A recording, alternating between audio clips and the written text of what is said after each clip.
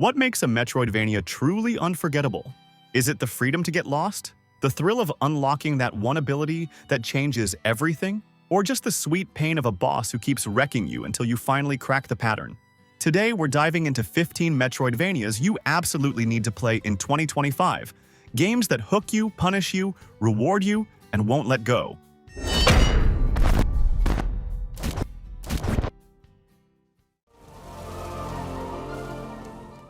So yeah, it only took Team Cherry almost a decade to drop this thing, but once you get your hands on Silksong, it's clear why it took so long.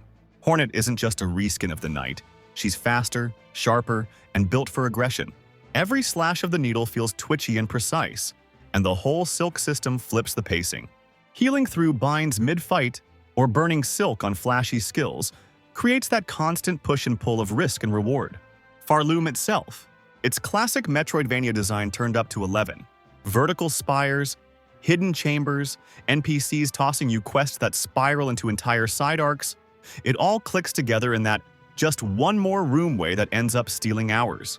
And crests are the real game changer here. Instead of just tweaking numbers, they reshape how Hornet plays.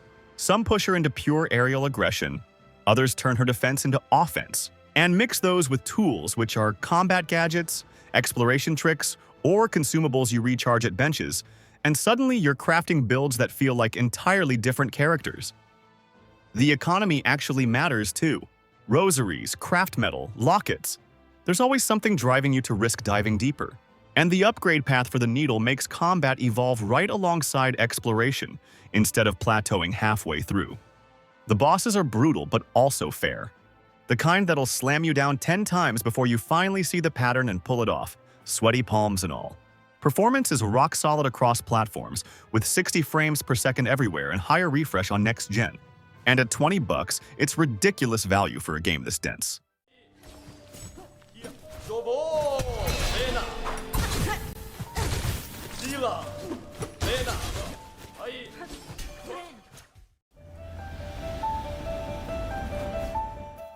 And now, the most requested game in the very short history of this channel, Nine Sols.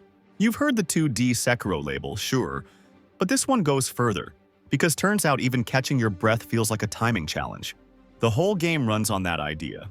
Deflect an attack, store chi, slap a talisman on the poor fool, and watch it detonate into real damage.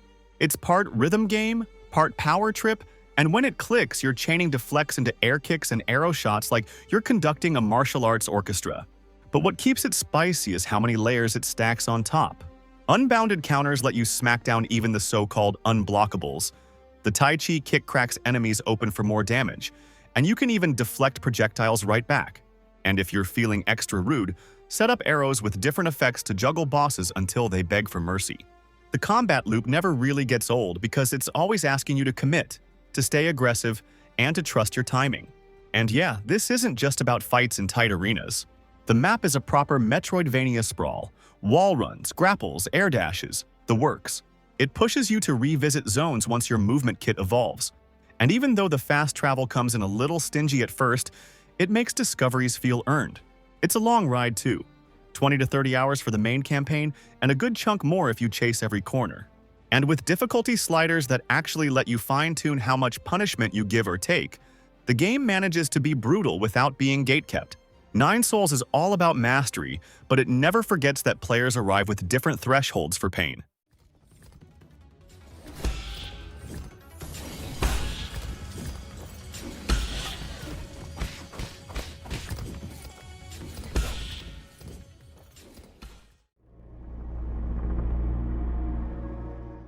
Most Metroidvanias give you a whip, a blade, maybe some magic, but Grime hands you a black hole skull and says, "Good luck." Yeah, not exactly the kind of protagonist you'd take home to mom, but that's the hook. Every fight revolves around absorbing blows, spitting them back, and turning perfect parries into healing. Miss the timing and you're a smear on the cavern wall, but nail it and you feel like a god. The combat hits hard because the game isn't just about swinging heavy, it's about risk and reward. Keep stacking kills without taking damage, and your ardor multiplier climbs, feeding you extra experience and even damage if you've built into it. One slip and it all collapses, so staying sharp actually matters. Weapons themselves are alive, shifting between blades, mauls, spears, and weird lantern things that scale with strength, dexterity, or resonance. Resonance in particular opens strange builds, like lanterns that stop being backup tools and start hitting like main weapons once traits start stacking on top. And speaking of traits, this is where the game rewards curiosity. Absorb enough of a specific enemy, and you unlock perks tied to their essence, then dump hunt points to evolve them. Want faster ardor? Done. Want parries to explode harder? Go for it. It makes you study enemy patterns instead of just mowing them down, because every weird creature could unlock a key piece of your build. Exploration is classic Metroidvania, with grotesque tunnels, stone flesh corridors, and secrets crammed into every nook. The checkpoints, called surrogates, double as level-up stations and eventually open into warp spots. But the best moments are when a wall cracks open and suddenly, 3 areas connect in ways you didn't expect.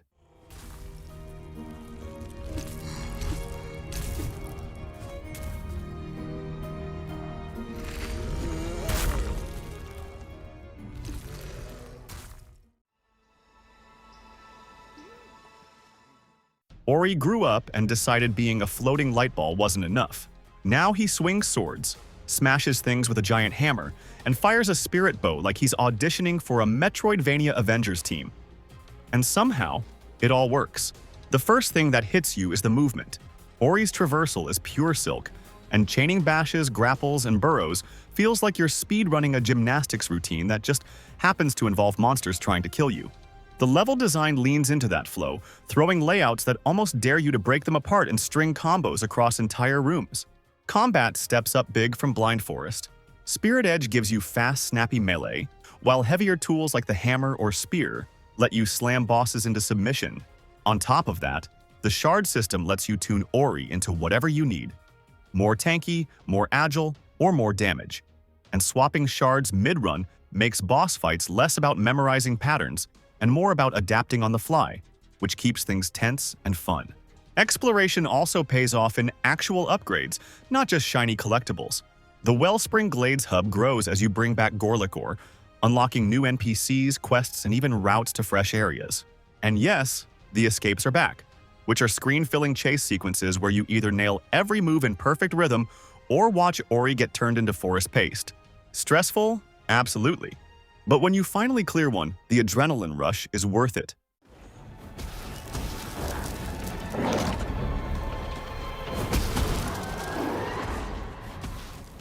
Worry, I think I can handle it.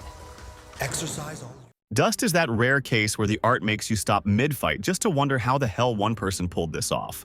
The art is all hand-drawn, and yeah, it's gorgeous enough to make you forget you're supposed to be fighting, not just staring at backgrounds. The combat feels like a pocket-sized Devil May Cry mixed into a Metroidvania.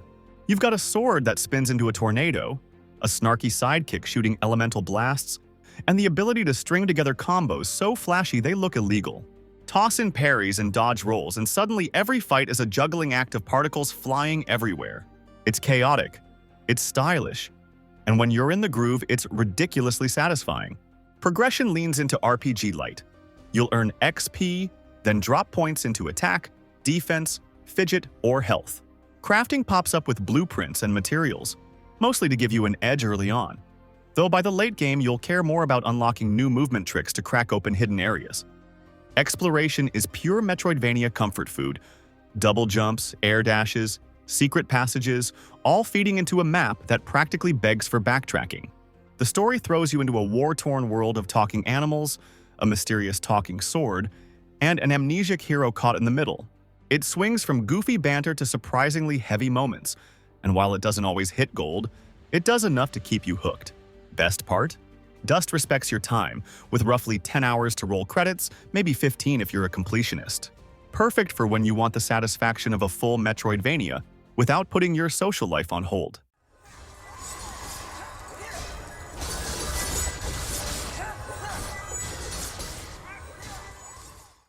For us. So Prince of Persia finally remembered it's a platformer, huh? Took them long enough? The Lost Crown drops you into Mount Koth with Sargon. And right from the start, it feels like the devs were on a mission. Take the old acrobatics of the series and fuse them with modern Metroidvania design. The result? A game that feels razor sharp in your hands. Movement is fast, wall runs snap clean, and every jump or dodge clicks with that one more try energy. Combat is where the game really flexes. You've got your blade, a bow, and those flashy Athra powers, but it's the parries and dodges that give the fights their bite. Bosses aren't pushovers, they'll chew you up until you actually pay attention to their patterns. Add amulets into the mix and suddenly you're tailoring builds. Maybe stacking bonuses to punish with parries, or maybe leaning into big flashy supers. It never feels bloated, just enough depth to keep tinkering fun. Exploration is classic Metroidvania but polished. 2 modes let you pick your pace. Exploration for the purists who want to wander blind, and guided if you'd rather have the game point you toward the next wall you can smash. But the real MVP here is the memory shard system. See a ledge you can't reach yet?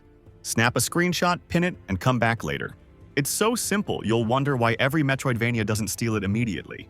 And when the map opens up, it rewards you with brutal platforming gauntlets and secrets tucked in nasty corners. It's not afraid to test your patience, but when you stick the landing, it feels earned. Add in silky performance, where even the Switch keeps things surprisingly smooth. And you've got a Metroidvania that doesn't just play well, it sets new standards for how the genre should feel in 2025.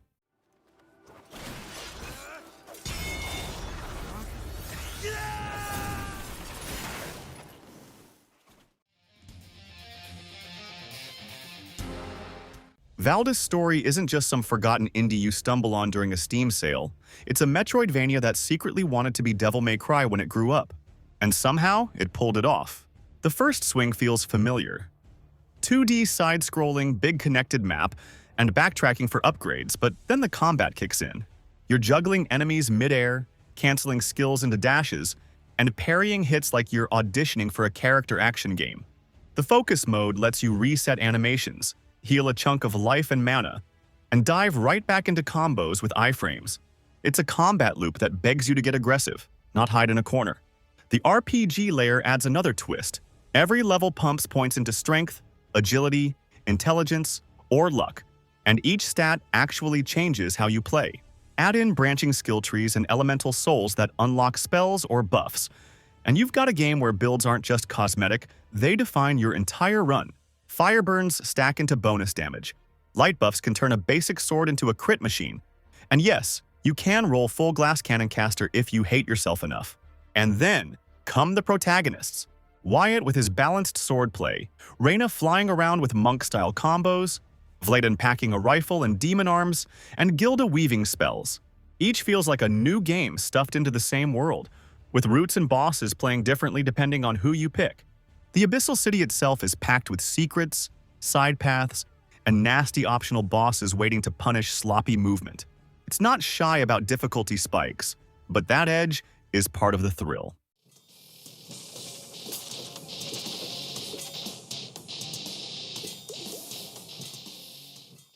Hey guys, do me a solid and smash the hype button. Then drop a comment with your favorite pick for the next part of this series. I check and reply to all of them. They both feed the almighty algorithm and push this channel forward, and honestly, it's hands down the best way you can help the channel grow. And of course, if you're enjoying the video, make sure to subscribe and hit the like button so you won't miss the next one. So imagine buying a sequel and realizing the dev basically said, "Yeah, about all that gunplay you loved last time? Forget it, we're doing something else." That's Axiom Verge 2 in a nutshell, and it kind of rules. You play as Indra, dropped into an alternate Antarctica that hides a sprawling, crumbling civilization and a glitch-filled dimension called the Breach. Instead of juggling 20 alien guns, you're carving through the world with melee attacks, hacking machines into submission, and sending out your drone to slip into entire parallel zones. And that drone isn't just a gimmick. It has its own upgrades, its own grappling hook, and it becomes essential for discovering the weirdest corners of the map.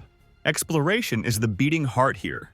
The levels constantly push you to poke at walls, abuse your hacking powers, and figure out how to bend the breach in your favor.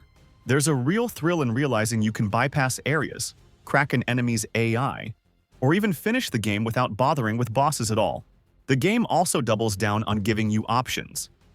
Fast travel between save points, apocalypse flasks to pump into your stats, and difficulty sliders that let you fine-tune the challenge. And while the boss fights aren't the highlight, that's almost the point. The real tension comes from navigating labyrinthine maps, decoding the lore, and pushing deeper into a world that feels just a bit too big for you.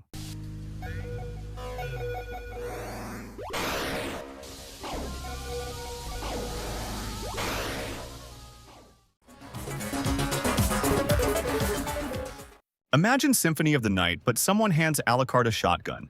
And that's basically the energy Blade Chimera is going for, and yeah, it actually works. The first thing that clicks is the combat. You've got 2 slots always active. Melee on one hand, ranged on the other, and the game dares you to mix them. Swing a sword into a quick pistol shot, whip into a shotgun blast, or just chainsaw through anything dumb enough to stand in your way. It's snappy, it's stylish, and it feels tuned for constant aggression. Add in dashes with iframes and wall climbing, and suddenly Osaka's neon ruins feel like your personal playground. But the real twist is the Demon Blade. Lux. Toss it, and a glowing platform appears out of thin air. Need cover? It morphs into a barrier that eats projectiles. Hit a glowing ruin, and it literally rewinds a chunk of the city to its past state, with new rooms, new paths, and secret upgrades. It's that rare gimmick that fuses combat and exploration without feeling like a gimmick at all. Bosses keep the tempo up, with screen-filling yokai monstrosities that demand quick reactions and smart weapon swaps. And while the map isn't the most labyrinthine in the genre, the pacing keeps you moving, with teleports, clear markers, and just enough side quests and hidden gear to reward detours without bogging you down. Blade Chimera isn't trying to be the most cryptic Metroidvania out there. It's faster, cleaner, and more combat-driven. A refreshing change of pace if you want your gothic platforming, with a cyberpunk edge and a bit of gunpowder on the side.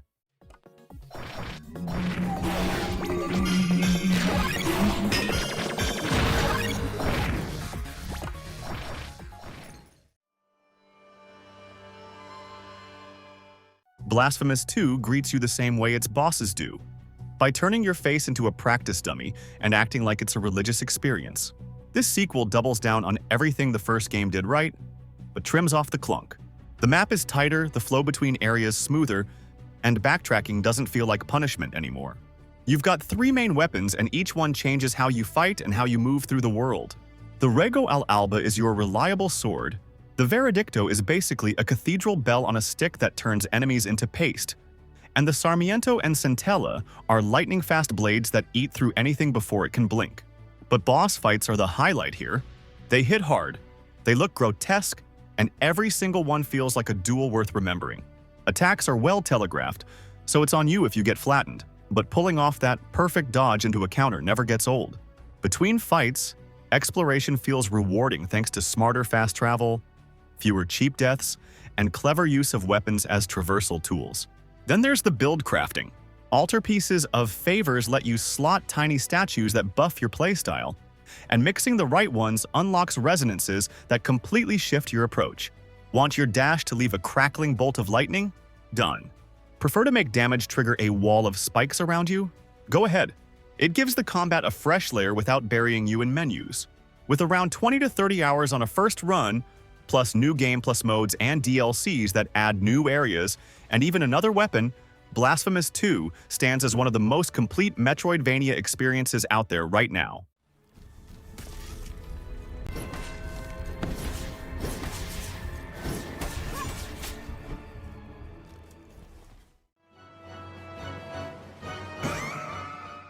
Bloodstained Ritual of the Night, the game that basically said, fine, if Konami won't give us Castlevania, we'll just make one ourselves.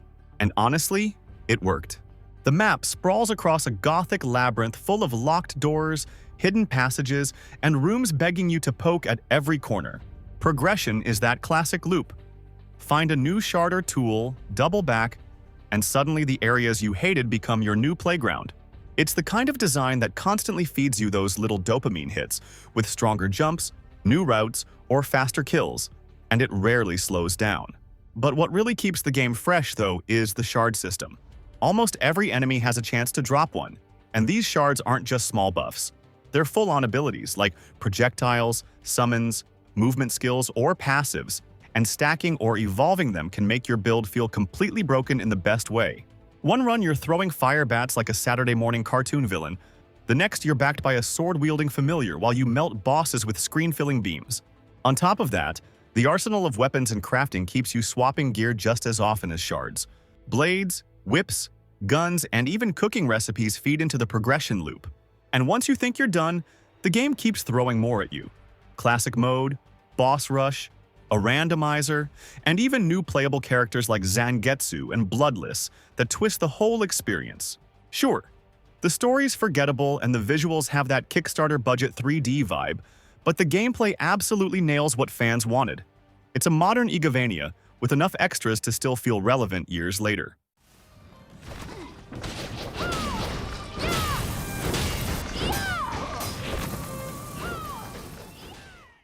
Die, monster! You don't belong in this world. Now let's talk about one of the fundamental pillars of what we call a Metroidvania today, Castlevania Symphony of the Night. You start as Alucard, ditching the old whip routine in favor of swords, shields, and even full-on magic inputs straight out of a fighting game. The beauty is how open the combat feels. Every weapon changes your rhythm from quick daggers to absurdly heavy claymores, and that's before you add familiars, which are little companions, like a demon or a sword that levels up with you and can completely change how you approach fights, sometimes even helping you unlock secrets you'd miss on your own. The real star, though, is the castle itself. At first, it feels like a massive puzzle box, every corner teasing you with locked areas you can't quite reach. Then the game hands you the real keys. Transformations into a wolf, a bat, or even pure mist, each one unlocking whole new sections of the castle. And just when you think you're closing in on Dracula, the game pulls its signature trick. The entire map turns upside down.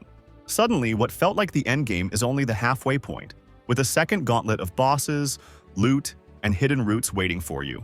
And secrets aren't just extra rooms. They're baked into the DNA of the experience.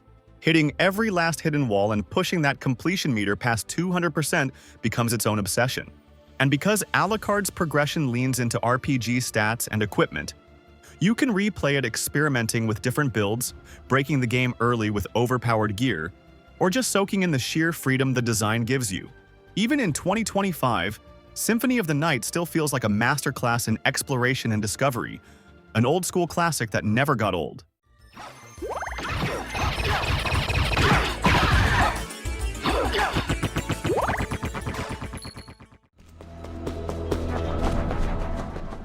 Biomorph shows up looking like your average cute mascot platformer and then smacks you with the ability to steal enemy bodies and wreck shop with their own moves. That's the hook. Every creature you beat eventually becomes part of your arsenal, letting you morph into them for combat tricks or to crack open hidden paths. It's like Pokemon decided to play Hollow Knight after one too many energy drinks. The morph system is the headline, but it's not the only card on the table. Harlow's own kit has melee and ranged weapons with upgrade paths, plus equipable chips that force you to juggle builds around limited slots. Camps double as teleport points, and when you're not crawling through biomes, you're rebuilding Blightmoor, a ruined city that slowly fills up with shops and NPCs as you progress. It's a clever loop. Fight, explore, morph into new forms, then head back to town to expand your options. Combat lands clean, with dodges that feel sharp, recovery animation on heals that punishes greedy players, and the balance hits that sweet spot where bosses push back without demanding Dark Souls-level patience. And there's even a toggle to disable currency loss on death if you want less stress. Exploration flows in classic Metroidvania loops, with a detailed map, pins, and shortcuts pulling you deeper. And while not every morph feels essential in the late game, the early and mid sections keep delivering those, "oh, now I can do that" moments. Playtime hovers around 15 hours for a main run, and closer to 20 to 25 if you're the 100% type. Ports have landed on everything, and the Switch version holds up surprisingly well, running stable enough to make handheld sessions painless. It's approachable, playful with its mechanics, and still scratches that exploration itch that fans of the genre are always chasing.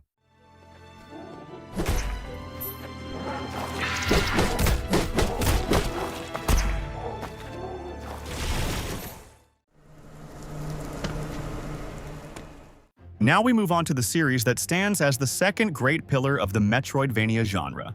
This one's pure precision.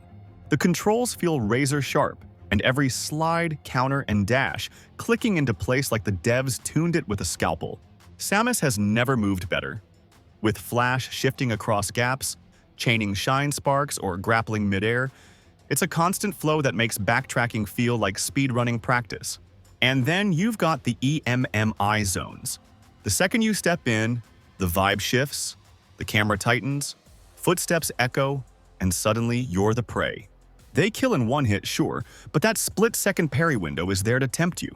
It's stressful, it's mean, and honestly, it really nails the dread in the title. However, boss fights are the real flex. These encounters demand pattern recognition and clean execution. But when you land that counter and the cutscene slams into the fight without breaking flow, it's electric. They don't just test reflexes, they make you feel like Samus is dismantling monsters piece by piece. Exploration leans more guided than some expect, but the map tools are clever. Markers, highlights, and even a radar that pings hidden blocks, all of it keeps the pacing tight without killing the satisfaction of uncovering secrets. And the best part? The game isn't afraid to let you break it. Sequence skips, crazy shine spark routes, speedrun tricks, it all feels intentional, like the devs left back doors just for the curious. Performance on Switch holds solid too. Smooth 60 frames almost everywhere, quick loads, and clean presentation.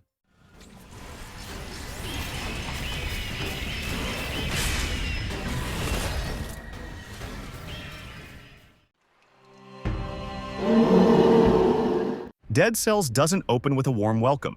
It opens with your corpse on the floor and a clear message: get better or get used to it.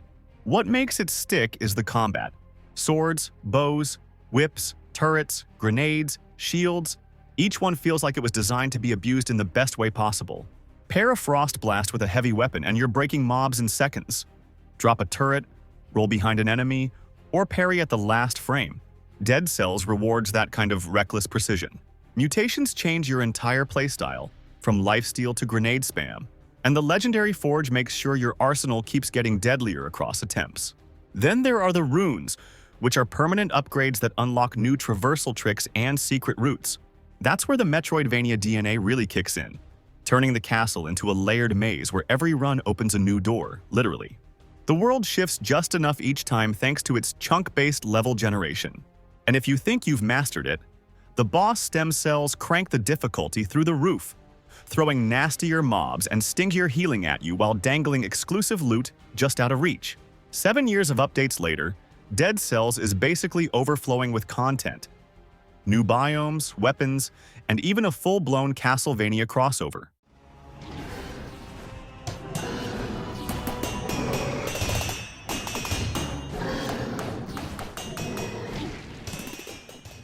If you're still with me, the link to the playlist is popping up in the card right now. And before you go, don't forget to smash the hype button, leave a comment, and hit sub so you don't miss what's next. Thanks for watching, and I'll see you in the comments section.